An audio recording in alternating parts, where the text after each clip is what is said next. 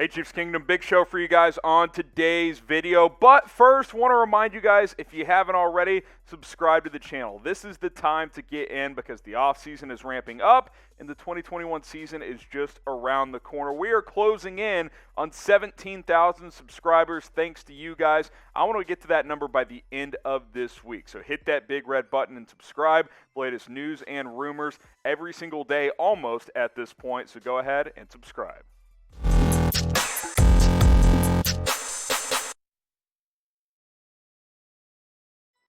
Welcome into the Kansas City Chiefs Report. I am Harrison Graham, back with another video just for you guys.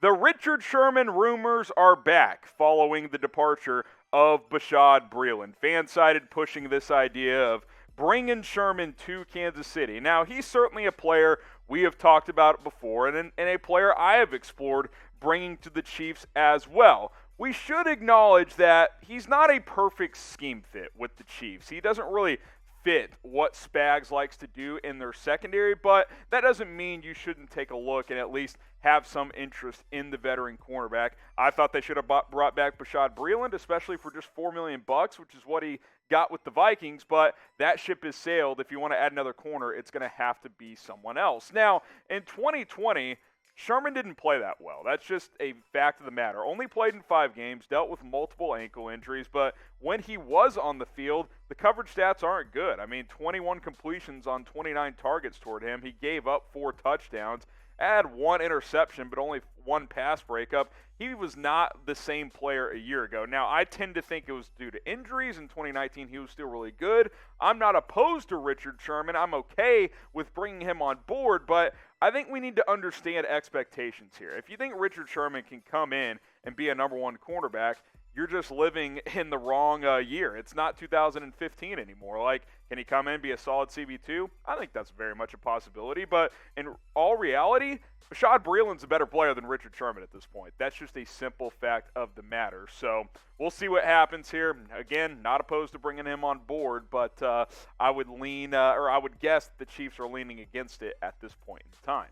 So what do you think? Should the Chiefs sign Richard Sherman? Type S for sign, type P for pass. I would feel more comfortable if Kansas City added 1 more outside corner. Maybe Sherman's the guy. S for sign or P for pass.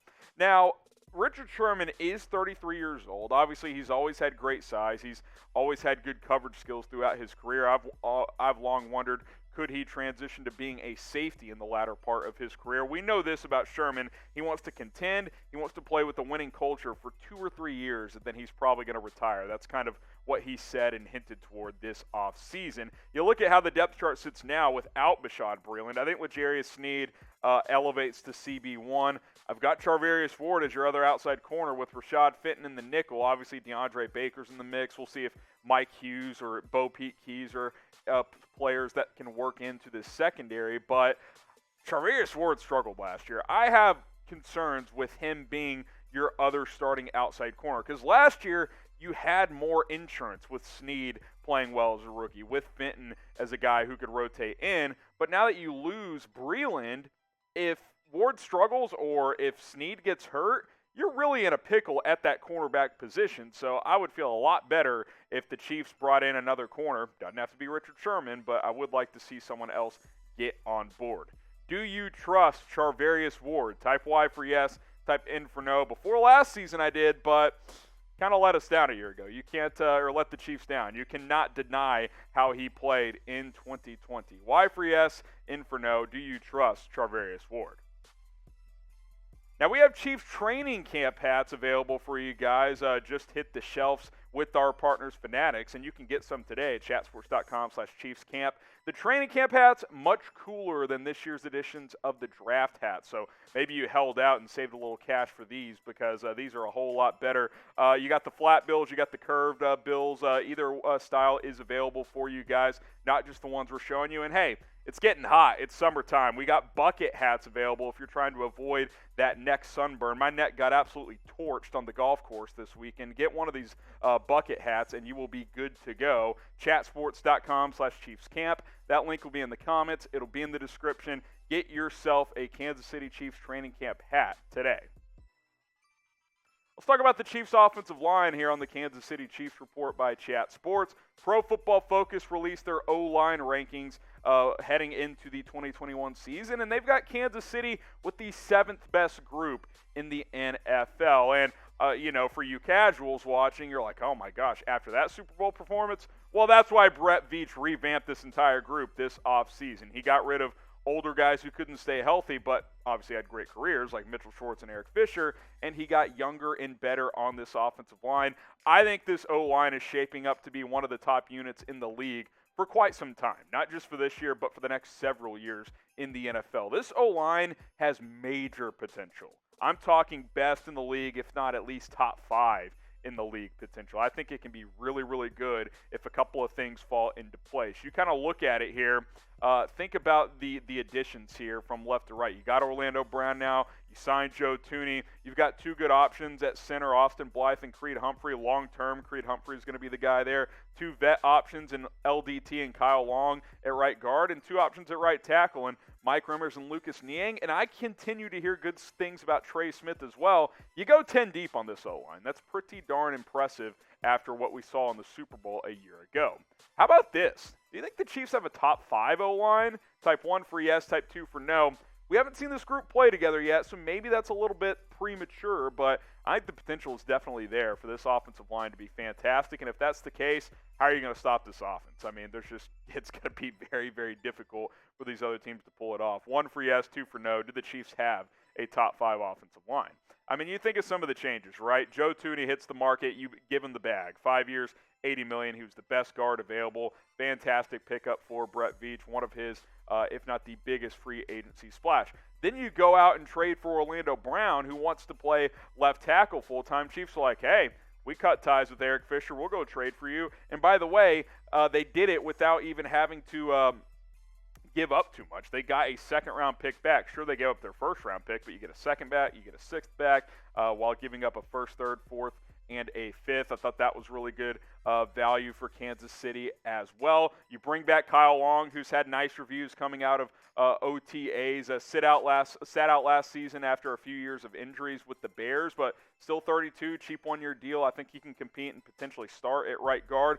Lucas Niang, remember him. He opted out as a rookie last year. I think he's got a real shot to be your long-term answer at right tackle. Could even start this year. We'll see if he beats out Mike Rimmers for that spot. And then LDT, Laurent Duvernay-Tardif, who opted out as well to work on the front line to help fight against COVID-19 up in Canada. Used that medical degree to great use this year, but now he's back in the fold as well. You draft Trey Smith in the 6th round, who on paper was one of the steals of the draft, had some medical issues, which is why he fell, but I thought he was a day 2 type of player. The point of all of this is the Chiefs completely revamp their offensive line. The only guy that started last year that will start this year is what? Mike Rimmers maybe? And he may not even start. It's a completely new group. I'm excited. I think for sure a top 10 offensive line, might even be a top 5 unit in 2021. Real quick, wanted to provide a Britt Reid legal update. Of course, the son of Andy Reid, who has major legal issues right now, stemming from that car crash that injured 5-year-old Ariel Young right before the Super Bowl. He pled not guilty to charges in court on Monday. He's facing a charge of driving while intoxicated, causing serious physical injury, and Ariel Young, the 5-year-old girl injured in the incident, suffered major brain trauma. We have learned that she is back at home with her family. She's out of the hospital, but that's good. But she's got major lifelong battles ahead of her that simply will never be completely solved due to this accident. This isn't going away for Britt Reid. Like, he's got a major legal issue on his hands. The report was that he was over the legal limit in terms of when he took a breathalyzer 2 hours after the crash. That's a major problem for him. So that's not going away for him. He will be back in court at some point. I can guarantee you that. My only concern, our only concern here at the Chiefs Report, is with Ariel Young. It's a 5-year-old girl whose life has been majorly impacted due to this accident, due to what appears was just poor decision-making by Britt Reid, Andy Reid's son, obviously who the Chiefs decided to cut ties with after this incident. So we will continue to provide legal updates as we get them for the son of Andy Reid. He will be back in court at some point in the near future, I would imagine. Now, follow me on Twitter at HGramNFL. More Chiefs news, rumors, updates on my Twitter page. We keep you up to date here on the channel, obviously, but sometimes we can't get a video out for whatever reason, or if you just have Chiefs questions, give me a follow, send me a DM at HGramNFL. Appreciate you guys watching, and we'll see you next time.